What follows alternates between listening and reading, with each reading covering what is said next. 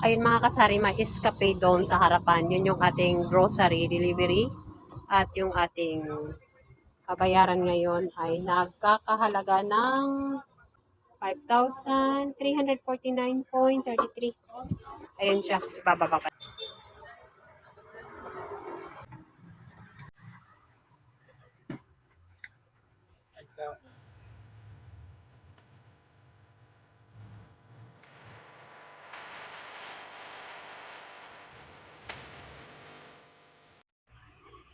Eto na lang mga kasari yung natira natin mga biscuits. Bali, ito na lang talaga yung stocks ko. Kaya umorder tayo ulit kay grocery.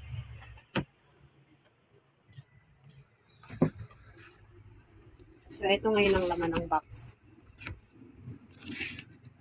So, ngayon kasi mga kasari is bakasyon, no? So, maraming mga bata ang medyo naliligaw dito sa aking area. Kaya, syempre, tag-ulan ngayon. Kapag tag-ulan kasi, medyo mabenta ang ating mga snack sections. Ayan. Mabenta rin naman ang mga soft drinks, pero mas naging mabili ang ating mga biscuits kapag tag-ulan. So, ito, nag-order na naman tayo ng isang box ito mga kasari ng mga biscuits. Pero halo-halo itong mix. Meron tayo dito Hansel. Mabenta si Hansel. Si Hello. Ayan, may pa-candy din tayo dito. Hansel na mocha. May Rebisco. Choco. At saka isang bali dalawang choco in order natin.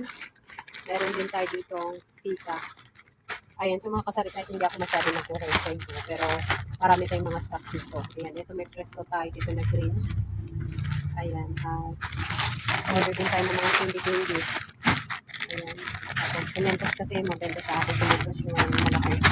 Benta ko dito kay Mentos mga kasari. Pag yung piso.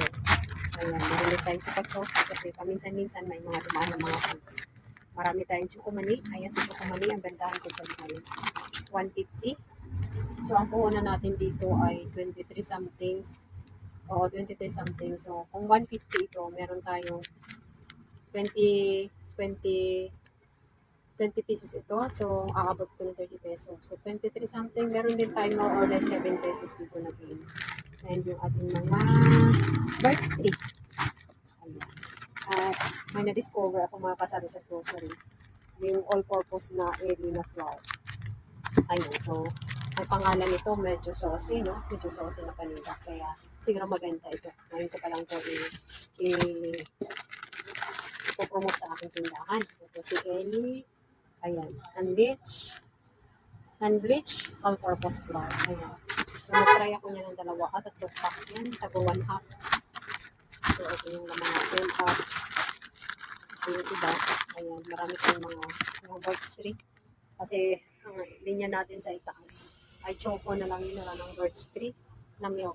So, kaya may milk tayo dyan. And, meron tayong bingo.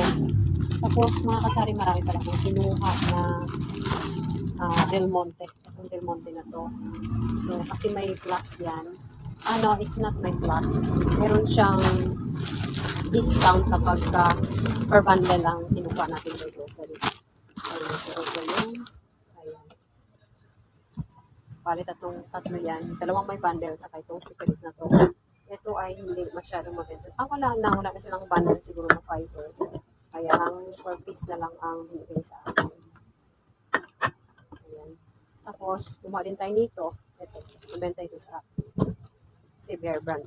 Sterilized. Tag 25 something. Benta ko nito ay 32. Ayan, 32 ang benta ko. Tapos, ito mga chupa-chups. Ayan yung laman ng box na yun. No mix yan. Tapos, meron tayo isang Nature Spring. Meron din tayo isang box dito. Buksan natin. Ayan. So, ang laman pala nito mga kasari is more on mga corns. Ayan, may mga malalaki dyan. Ayan, maraming mga chichirya ito ang natin. Hanggang sa pinakailalim. Kasi mga kasari, yung ating chichirya section ay nasa mga glass na. Binago ko na. Hindi ko lang na-share sa inyo yan. Pero dyan ko na sa mga glass at saka sa mga lalagyan, nilagay ang aking mga chichirya. So may nagsasabi na, nagko-comment dito sa aking tindahan na habang tumatagal daw ay gumaganda at nag-improve ang aking pag-ayos sa aking tindahan. Kasi hindi na siya makalat.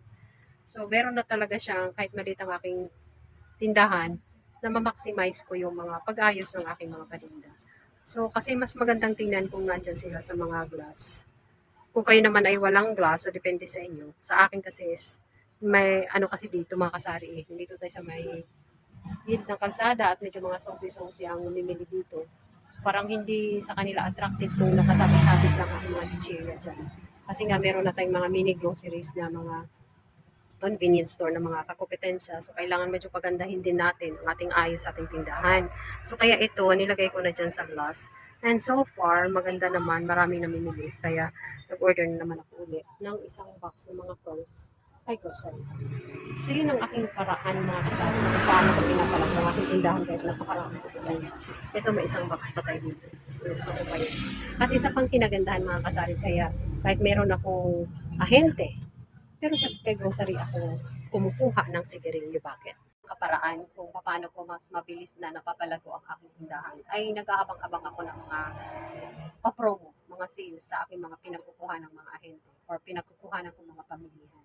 Yun ang isa sa pinakamagandang tip na maibigay ko sa inyo mga kasari. Kung kayo ay nag-uumpisa pa lang or kahit na stable na yung tindahan nyo at hindi nyo masyadong kumbaga, hindi nyo pa alam ang ganitong technique. So, yung technique ko mga kasari kung bakit ako kahit na napakarami natin kompetensya ay tuloy-tuloy pa rin ang ating laban dito sa ating area. Kahit meron na tayong malang convenience store, na malang grocery store na talagang katabi ko lang dito. Kapitbahay ko lang, walang talaga ang pagitan sa amin at eto at siya na ang susunod. So, kahit na nandyan siya, nakita niyo naman tindahan ko, compact pa rin, marami pa rin. Napakarami na natin dito mga malang convenience store na mga na mga katabi, mga kompetensya. Kasi nga ang pinaka ano ngayon,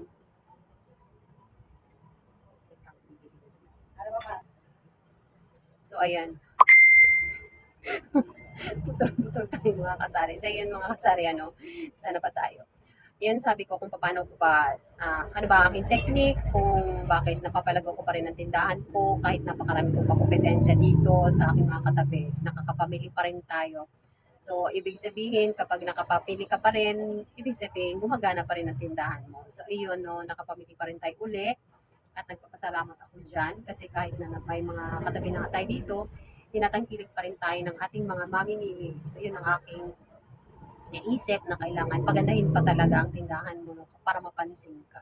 So, isa rin yan sa pagpapalago, kailangan pagandahin mo rin para yung bang maaliwala sa paningin ng customer na hindi sila parang sumasakit ang ulo sa mga paninda mo kung paano mo inayos. Kailangan parang maaliwalas ang paningin nila na dire-diretso lang kung meron silang titingnan or bibilhin, yung makikita nila kaagad. Yung walang masyadong napakaraming mga sabit-sabit. Kasi ang uso ngayon, di ba, uso na ngayon yung malagondola ng mga lalagyan. Eh, so, kung ikaw naman, kung sari-sari store mo naman ay wala ka pang gondola dyan, so make sure lang na pagtingin ni customer ay makita yung mga paninda mo. No? Kahit hindi naman kagandahan na lalagyan mo, basta maayos, nakikita nila per kind ang paninda mo, kung ano yung mga chichirya mo, naka-line up. Ayan, so, ayun, nakita ng customer na aking mga malalaking chichirya is puro malalaki, regular, puro mga regular, ayan, tapos tingin nila, syempre, isa rin yung mga kasari yung nakakaingan, yung malinis tingnan. Ayun, nakalagay sa glass, sa ibabaw. So, hindi naman mahirap kunin para sa akin kasi may upuan ako maliit, papatong lang ako. At kukuha kasi hindi naman siya halo-halo, so mabilis makuha yung mga gusto ni customer. So, yun yung aking isang technique para at the same time, mabilis mong mayabot yung customer. So, no? So, at syempre nagagandahan sila sa rin, ganyan silang bumili. Kasi hindi isang paraan ko sa akin pagpapalago dito sa aking tindahan. So, makakarol ka talaga kasari.